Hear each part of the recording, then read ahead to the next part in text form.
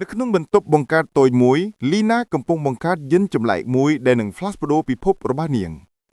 បន្ទាប់ពីថ្ងៃរាប់សិបនាក់នាងចុចវិសជុងក្រោយបានសម្រេចហើយគម្រោងថ្មីរបស់នាងចាប់ផ្ដើមបញ្ចេញពន្លឺពេលឧបករណ៍បើកវាបញ្ចេញពន្លឺអស្ចារ្យមួយដែលធ្វើឲ្យបន្ទប់ទាំងមូលភ្លឺរលោងទ្វារពិសេសមួយចាប់ផ្ដើមបើកចង្អុលឲ្យឃើញផ្លូវមួយទៅកាន់ទីក្រុងម៉ាស៊ីនយ៉ាក់ធំសន្ធឹកយ៉ាងអស្ចារ្យបើកចំហមុខរបស់នាង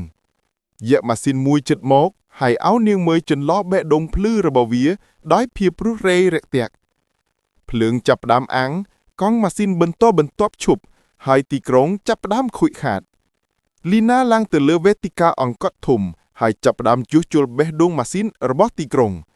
ពន្លឺមាសបញ្ចេញពីបេះដូងទីក្រុងហើយអ្វីៗត្រឡប់ទៅដំណើរការវិញនៅលើជម្រៅខ្ពស់លីណាមើលទីក្រុងភ្លឺរលោងយល់សប្បាយ